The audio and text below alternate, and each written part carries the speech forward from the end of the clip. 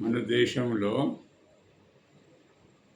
చదువుకునే వాళ్ళు ఉన్నారు, కానీ వారికి వాళ్ళ చదువుకు తగినట్టుగా ఉద్యోగం రావడం లేదు.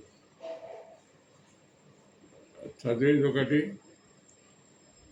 ఉద్యోగం వేరైపోతుంది.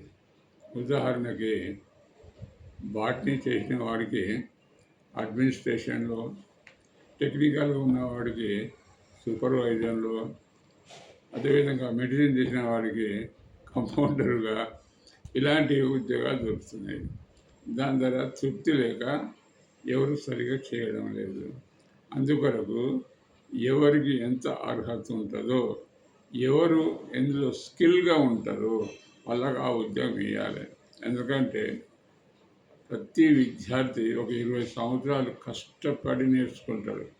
నేర్చుకున్న తర్వాత దానికి విలువ లేకుంటే అతనికి తృప్తి ఉండదు.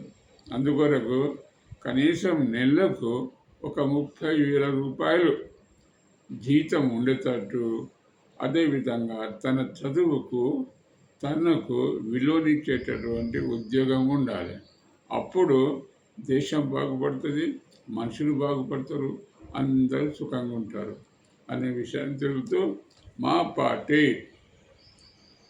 రాడికల్ మెరిటోక్రాటిక్ పార్టీ ఈ పందాలో పడి నడుస్తుంది, ప్రజలకు హెల్ప్ చేస్తుంది అనే విషయాన్ని తెలుపుతూ ముగిస్తున్నా.